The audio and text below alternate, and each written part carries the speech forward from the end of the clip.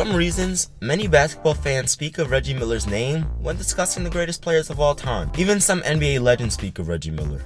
However, we have no idea why. Now, we're not saying he's a bad player, because that is far from the truth. We're just saying he isn't as good as most people say he was. Reggie Miller never did much on the court but scoring, and even at that, he wasn't dominant.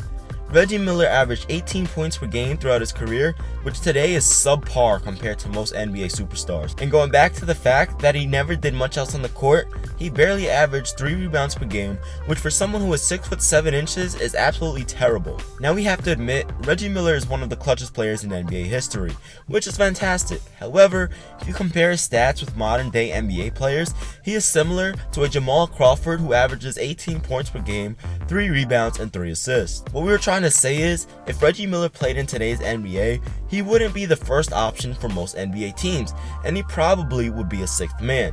Now, there's no disrespect, there's nothing wrong with being a 6th man, but for someone to say that a 6th man caliber player is an NBA great makes absolutely no sense to us. And this is the reason why Reggie Miller's stat line is not so impressive.